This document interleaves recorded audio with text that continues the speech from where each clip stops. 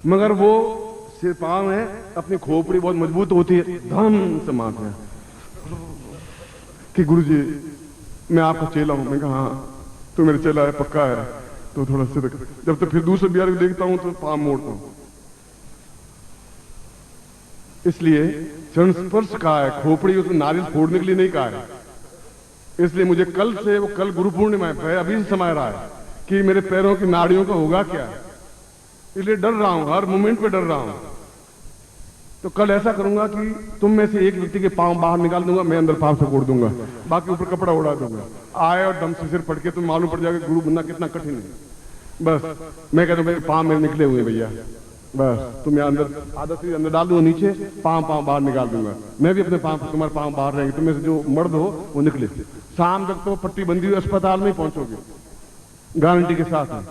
क्या करें, क्योंकि दुर्भाग्य से गुरु बन गया मैं। कोई घड़ी ऐसी आई होगी, भगवान जाने ऐसा क्यों किया। इसलिए कल आप में से जो मर्द आदमी आए, थोड़ा चरण स्पर्श आपके करवा दूंगा, कल्याण हो जाएगा। तुम्हारा तो कल्याण हो ही जाएगा, क्योंकि मैं तो विचल हो गया हूं। मेरी तो हड्डियां, इधर की हड्डी इधर आ गई है, इधर की हड्डी को कुछ पता ही नहीं। डॉक्टर कह रहे हैं आपकी हड्डियां बदल कैसे गई हैं। मैं कहा भाई ये हम गुरु हैं और सदगुरु हैं, इसलिए हड्डियां सब बदली हुई हैं। कि ये हड्डी दूसरी साइड की है। मैं कहा होगी। तो ये हुआ क्या है, आप तुम नहीं समझोगे, ये साइंस का नहीं है, ये गुरुओं की मेहरबानी है, हमारे ऊपर कृपा है।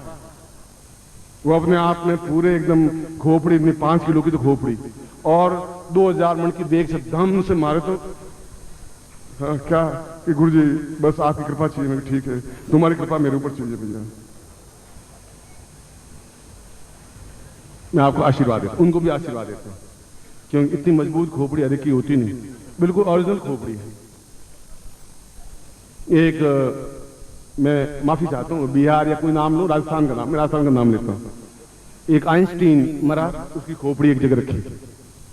आइंस्टीन तो वैज्ञानिक था बहुत बड़ा, एक संसार का बहुत बड़ा नोबेल प्राइज डॉक्टर था, उसकी खोपड़ी भी रखी। एक बिहारी व्यक्ति की खोपड़ी रखी और नीलामी हुई। उसने कहा कि ये आइंस्टीन की खोपड़ी 2000 रुपये, ये डॉक्टर की जो वर्ल्ड फेम डॉक्टर है इसकी खोपड़ी 1500 रुपये। यह एक हमारे राष्ट्र भारतवर्ष है, भारतवर्ष में बिहारी है, बिहार के उनकी खोपड़ी है, ये 25,000 रुपये। उसने कहा कमाल है, आइंस्टीन की खोपड़ी केवल 2000 रुपये में और इसकी खोपड़ी डॉक्टर और इसकी 25,000। हाँ, इसने अपनी जिंदगी में खोपड़ी का यूज ही नहीं किया, बिल्कुल ओरिजिनल है।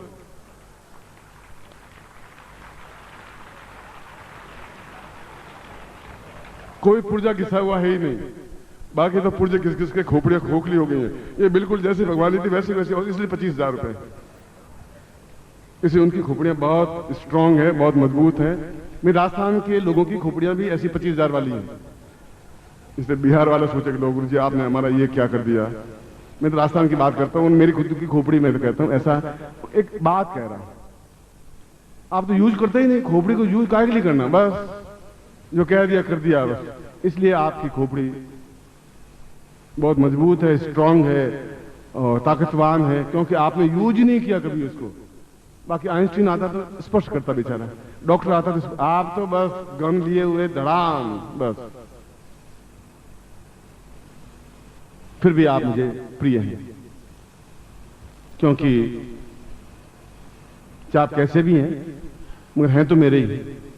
इसलिए तो एक आशय था, यह तो एक भावना थी, एक चिंतन था उनका। एक भावना होती है और हरिद्वार में शिविर लगा, आप में से काफी लोग होंगे, वो जॉय में निकलने लगा तो वो चरण स्पर्श करने लगे, कोई धोती को खींचने लगा। अब पांव नहीं पकड़ में आया तो धोती पकड़ में आई, धोती खुल गई आगे से, पीछे से धोती पकड़ी, पीछे से खुल गई। आप साहब झूमने लगे और धोती खुल गई, कच्चा पहना हुआ और गुरुजी खड़े। अब बता, और चारों तरफ मैंने ये साला यहाँ ये क्या, हरिद्वार यूपी में आता है महाराज, ये माफ करा देता।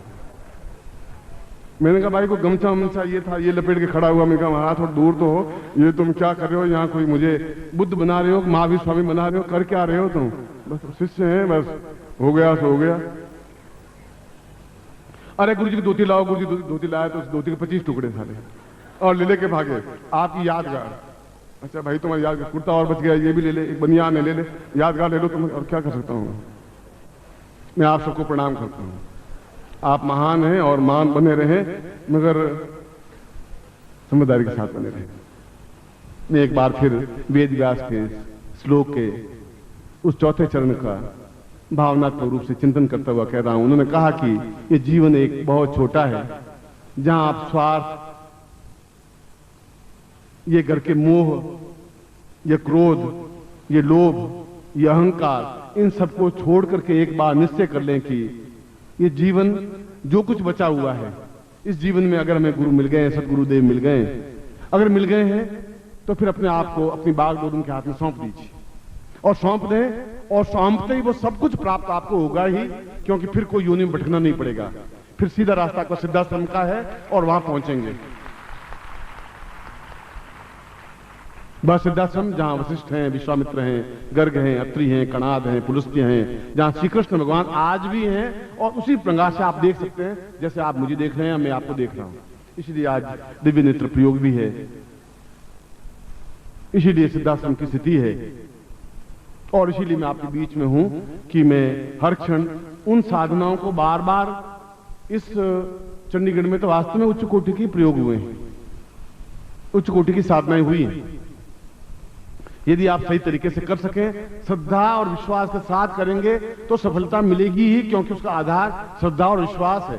केवल शब्दों से मंत्र दिया और दूध उफन रहा है, थोड़ा उधर ध्यान रखना, मैं नौकरी का टाइम हो गया, कोट पैंट निकाल दे महापुरुष, अब उससे तुम्हारा मंत्र जब से कुछ होगा नहीं। 11 माला क्या 5000 माला जब लीजिए, नहीं सफलता मिल सकती आपको जब तक आप में पूर्ण समर्पण नहीं होगा, जब तक आप में श्रद्धा नहीं होगी, जब तक आप में विश्वास नहीं होगा। केवल 3 चीजें, और इसका कोई मूल्य नहीं है, बाजार में चीज मिलती नहीं। इसीलिए आज शाम का सत्र भी अपने आप में अत्यंत श्रेष्ठ स्तर का सत्र होगा।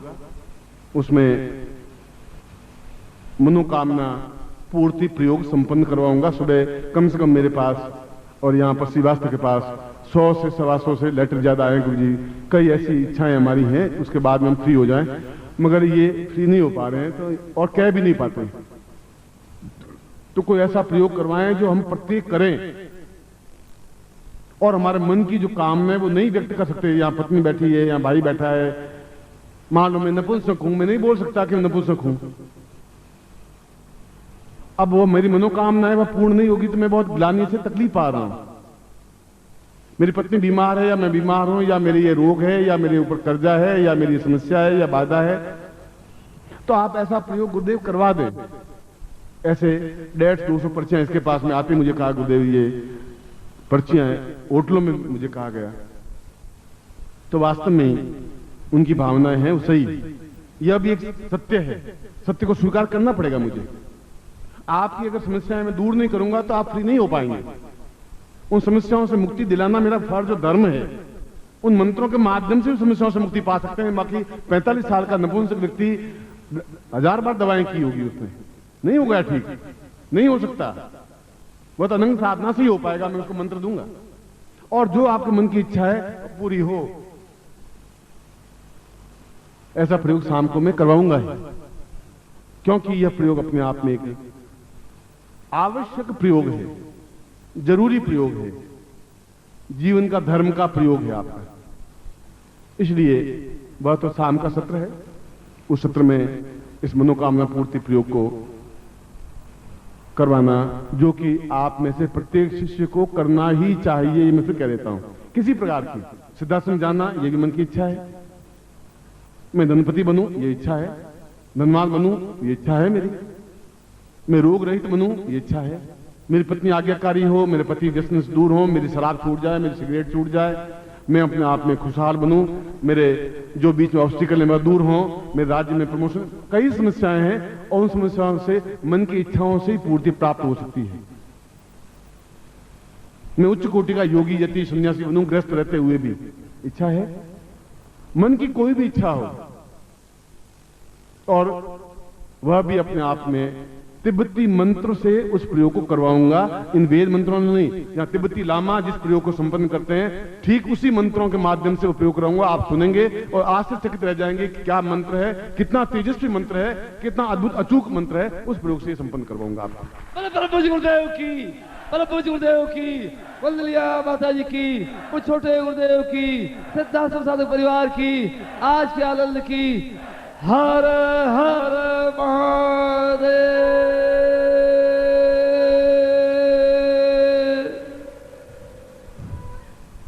ये प्रश्न इसलिए कहा कि आपकी भावनाएं, आपके मन की इच्छाएं थी और आपकी इच्छाओं की पूर्ति करना, फिर आप अतृप्त मन से जाएंगे।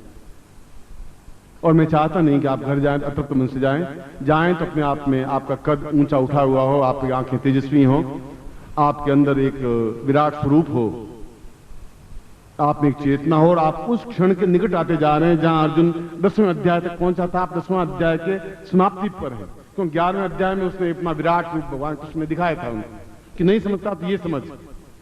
और अगली बार जब भी कोई ऐसा शिविर होगा तो उस विराट रूप को आपके सामने दिखाना ही पड़ेगा, तब आपको एहसास हो पाएगा कि दिव्य नेत्र है।